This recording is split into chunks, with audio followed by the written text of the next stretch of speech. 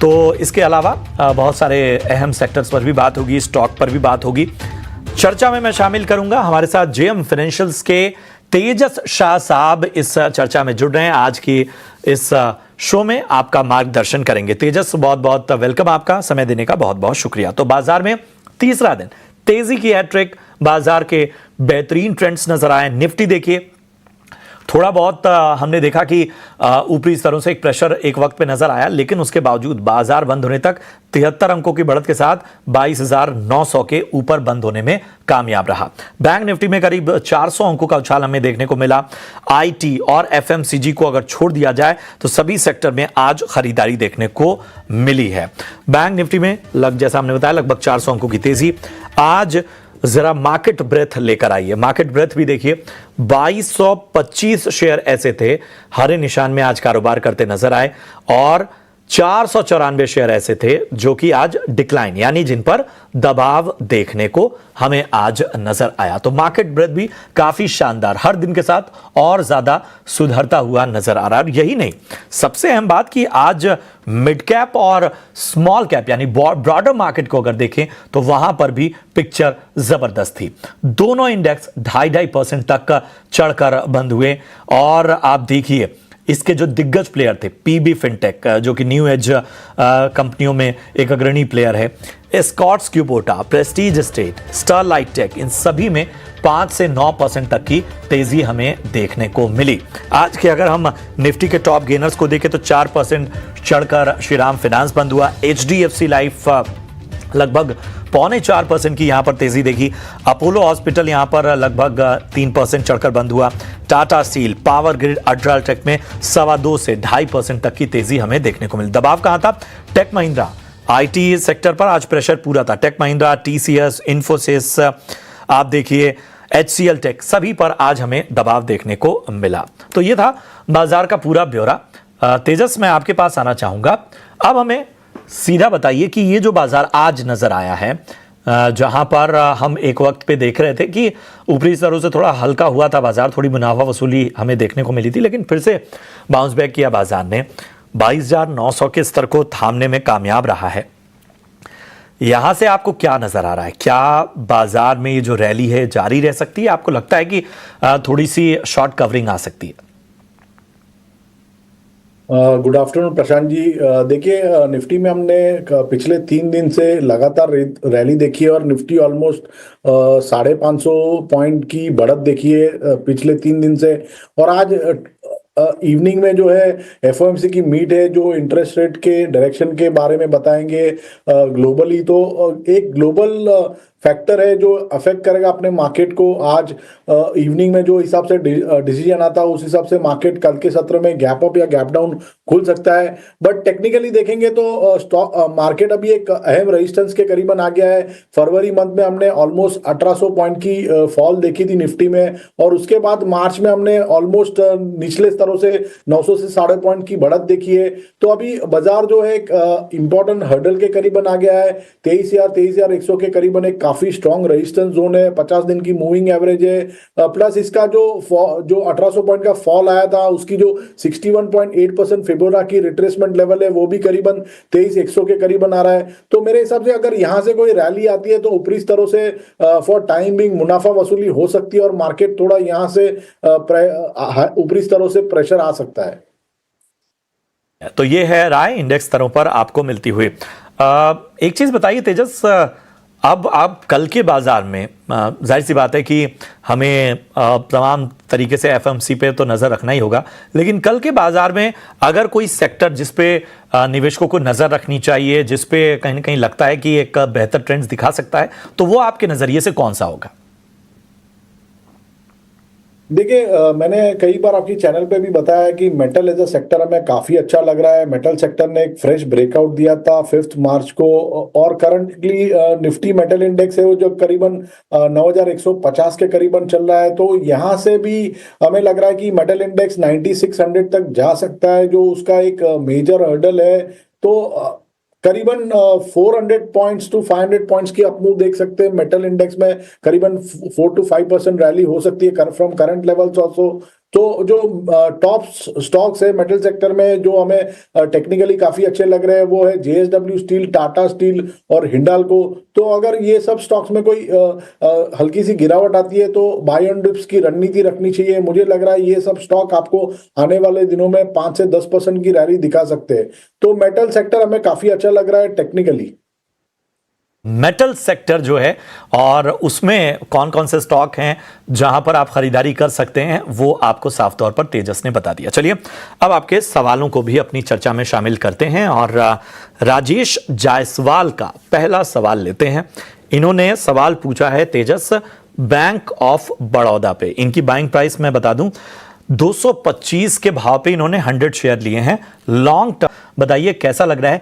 Banking sector भी हम देख रहे हैं लगातार एक वक्त पे जब निफ्टी पर भी दबाव था तो हम बैंक निफ्टी और खासतौर पे बैंकिंग सेक्टर में पीएसयूज बैंकों में एक अच्छी रैली देख रहे थे। तो बैंक ऑफ बड़ौदा 225 की बाइंग के हिसाब से क्या आपका नजरिया बन रहा है?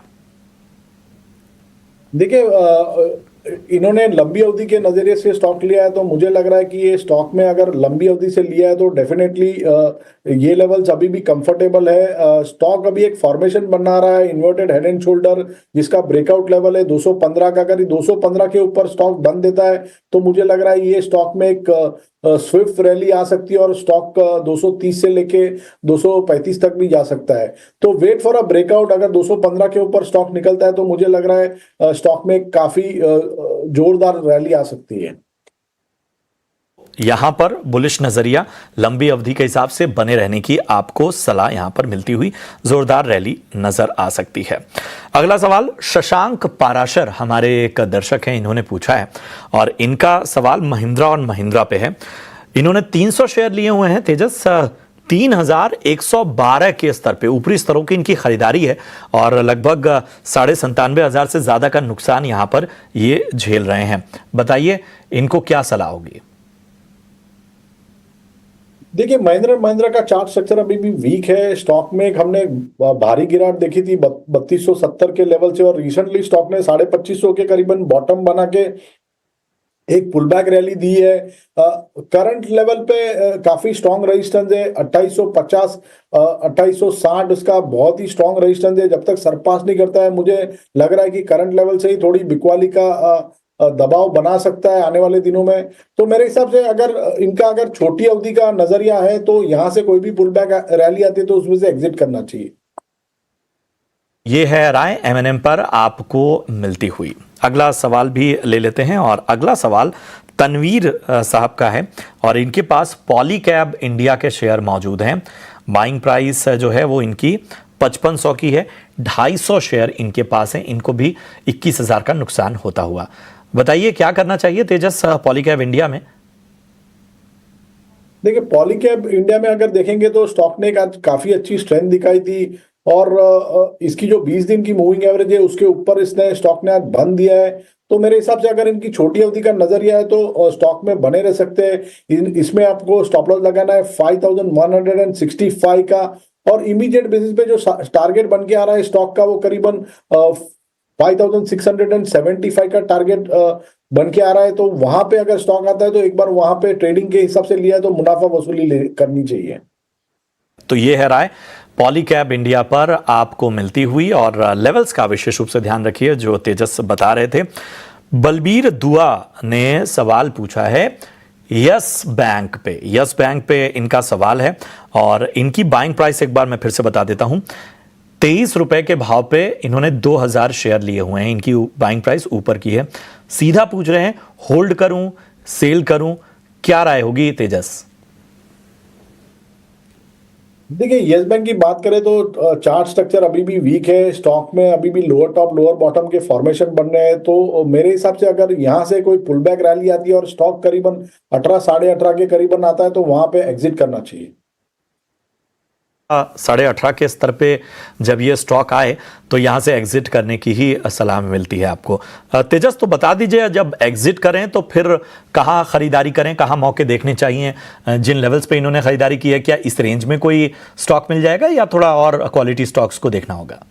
मेरे हिसाब से इनको क्वालिटी स्टॉक्स देखने चाहिए सेम वैल्यू में। वो जो दिग्गज शेयर है बैंकिंग क्षेत्र में, जैसे कि आईसीआईसीआई बैंक और कोटक बैंक, ये दोनों में निवेश कर सकते हैं। भले नंबर ऑफ शेयर्स कम रहेंगे, लेकिन ये सब स्टॉक्स फंडामेंटली भी काफी स्ट्रांग है। तो कम क्वांटिटी रखिए बट अच्छे स्टॉक्स में निवेश कीजिए। तो यही सलाह रहेगी, either you can switch it to ICICI bank, Kotak bank और HDFC bank. ICICI bank, Kotak bank, HDFC, यहां पर चुनाव कीजिए। लेवल्स याद रखिए, 18 साढ़े 18 पे जब आए तो एग्जिट हो जाइएगा। मनोज कुमार हमारे अगले दर्शक हैं और इन्होंने जो सवाल पूछा है यूट्यूब पर वो ऑयल इंडिया को लेकर पूछा है। 150 शेयर है इनके पास और इनकी बाइंग प्राइस है 450 की। इनके भाव से नीचे स्टॉक का नुकसान 9,500 के आसपास का होता हुआ तेजस ऑयल इंडिया, क्या राय बनेगी आपकी? ऑयल इंडिया की बात करें तो ये स्टॉक में हमने लगातार गिरावट देखी है। Stock lower top lower bottom के फॉर्मेशन बना रहा है और इसमें भी अभी भी कोई भी बॉटम रिवर्सल की साइन नहीं नजर आ रही है। स्टॉक अभी एक रिलीफ रैली मोड में चल रहा है। तो यहां से अगर कोई रैली आती है और स्टॉक अगर करीबन जाता है 415-20 के करीबन, तो वहां पे इनको एग्जिट ले लेनी चाहिए। इमीडिएट बेसिस पे मुझे नहीं लग रहा है कोई रिटर्न मिलेगा इनको। अगर लंबी अवधि के लिए लिया है तो फिर उनको पोजिशनली एक डीप स्टॉप लॉस रखना पड़ेगा 350 का, और होल्ड कर सकते हैं। बट अगर इनका छोटी अवधि का नजरिया है तो यहां से कोई भी पुल बैक रैली आती है उसमें से निकल जाना चाहिए। पुल बैक रैली आए, लेवल्स का ध्यान रखिए और वहां से निकल जाने की आपको सलाह यहां पर मिलती हुई। वैभव गुप्ता है हमारे अगले दर्शक और इनका सवाल है कि भारत डायनेमिक्स का शेयर मेरे पास है, 1550 के रेट पे इन्होंने 200 शेयर लिए हैं, कब तक बढ़ सकता है? काफी नुकसान झेल रहे हैं ये, और राय बताइए। वैसे आज डिफेंस ने दम दिखाया, भारत डायनेमिक्स ही देख लीजिए, लगभग 6.5% ऊपर आज नजर आया। बताएं, हालांकि 1550 काफी ऊपरी स्तरों की बाइंग है। तेजस, क्या करना चाहिए? ये जो उछाल है निकल जाए, कुछ और देखें? देखिए, आज डिफेंस स्टॉक्स में काफी अच्छी रैली हुई थी और भारत डायनामिक्स का चार्ट स्ट्रक्चर देखिए तो आज काफी अच्छा इंप्रूवमेंट दिखाया है। स्टॉक ने एक अच्छे करेक्शन के बाद 200 दिन का जो लेवल था वो भी सरपास कर दिया है। प्लस इसमें जो moving average, short term moving average है उसका भी एक बाई सिग्नल आया है, क्रॉसओवर आया है। तो मेरी तो सलाह रहेगी कि स्टॉक में बने रहे। एक स्टॉप लॉस लगा दीजिए 1100 के नीचे का, और इसमें जो है इमीडिएट बेसिस पे मुझे लग रहा है 1-2 महीने में 1350 तक के लेवल स्टॉक में आ सकते हैं। वहां पे फिर से एक बार स्टॉक को रिव्यू लेना पड़ेगा। तो आपको लेवल्स का ध्यान रखना है। पॉजिटिव है अभी ये स्टॉक का, उन लेवल्स पर एक बार फिर से हमसे सवाल पूछिए या एक्सपर्ट उस पर राय देते रहेंगे। आप देखते रहिए ईटी नाउ स्वदेश। फौजी आरा का सवाल लेते हैं और इन्होंने, फौजदार ने जो सवाल पूछा है वो भेल पे पूछा है। 1100 शेयर इनके पास हैं और 195 के भाव पे लिया हुआ है, और उनका सवाल है कि कितना समय और दूं या निकल जाना बेहतर है? तेजस, मेरे हिसाब से बने रह सकते हैं स्टॉक में। एक ट्रेलिंग स्टॉप लॉस लगा दीजिए 196 का। स्टॉक ने एक अच्छा खासा बेस बना दिया है करीबन 183-185 के करीबन, और उसके बाद लगातार स्टॉक स्ट्रेंथ दिखा रहा है। Moving average, short term moving average crossover भी देखा है हमने 2-3 सत्र के पहले, और आज स्टॉक ने 50 दिन की मूविंग एवरेज को भी सरपास कर दिया है। तो चार्ट स्ट्रक्चर काफी इंप्रूव हो रहा है स्टॉक में। 215 का इमीडिएट बेसिस पे टारगेट रहेगा, वो अगर सरपास होता है तो हम स्टॉक में 228 से लेकर 230 तक के भी लेवल देख सकते हैं। तो 196 के स्टॉप लॉस से बने रह सकते हैं स्टॉक में।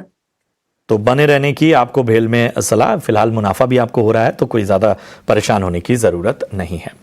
गौतम पॉल हमारे अगले दर्शक हैं और इन्होंने यूट्यूब पर इरकॉन के बारे में राय जाननी चाहिए। 280 के भाव पे इन्होंने खरीदारी की हुई है इस शेयर में। नुकसान तो झेल रहे हैं, 350 शेयर हैं। वैसे आज रेलवे में भी जबरदस्त रफ्तार देखने को मिली। आप देखिए, इरकॉन इंटरनेशनल 6.5% चढ़कर बंद हुआ। बताइए तेजस, क्या ये तेजी कायम रहने की उम्मीद है, रफ्तार रहेगी? क्योंकि इनकी बाइंग 280 की है इरकॉन इंटरनेशनल में। देखिए, इरकॉन इंटरनेशनल की बात करें तो स्टॉक अभी हाईली ओवरसोल्ड में चल रहा है और एक रिलीफ रैली ड्यू है स्टॉक में। तो मुझे लग रहा है कोई बड़ी मूवमेंट नहीं आएगी स्टॉक में, बट यहां से एटलीस्ट 10% अप मूव पॉसिबल है। तो स्टॉक में 170 से लेके 175 तक के लेवल हम देख सकते हैं इमीडिएट बेसिस पे। इनकी बाइंग प्राइस तो काफी ऊपर है। तो 175 के करीबन अगर स्टॉक आता है तो मेरे हिसाब से फिर से इसमें एक बार रिव्यू लेना पड़ेगा। चलिए, तो इरकॉन इंटरनेशनल पर ये राय आपको मिलती हुई, और अब वक्त हो गया है वीआईपी शेयर्स का। इतने ही सवालों को हम चर्चा में शामिल कर पाएंगे, लेकिन सवाल भेजते रहिए। शुक्रवार को जब हम मिलेंगे तो आपके आज पूछे गए सवालों के जवाब दिए जाएंगे। अब वक्त है वीआईपी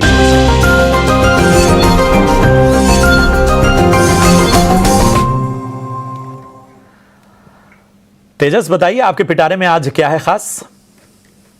तो मेरा आज का जो पहला वीआईपी शेयर है वो है चोला इन्वेस्टमेंट। स्टॉक करीबन 1513 के करीबन ट्रेड कर रहा है। स्टॉक का जो चार्ट स्ट्रक्चर है काफी स्ट्रांग है। एक राइजिंग चैनल में स्टॉक ट्रेड कर रहा है और छोटी और लंबी अवधि की मूविंग एवरेज को रिस्पेक्ट करके बाउंस कर रहा है कोई भी करेक्शन में। कल के सत्र में एक हमने अच्छी खासी रैली देखी थी स्टॉक में, तो आज थोड़ा स्टॉक साइडवेज कंसोलिडेट कर रहा है, बट चार्ट स्ट्रक्चर काफी स्ट्रांग है डेली और वीकली का।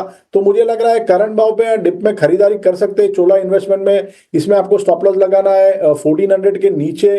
पहला लक्ष्य रहेगा 1635 का, जो इसका प्रीवियस ऑल टाइम हाई के करीबन है, और वो अगर सरपास होता है तो हम 1755 तक के भी लेवल देख सकते हैं स्टॉक में।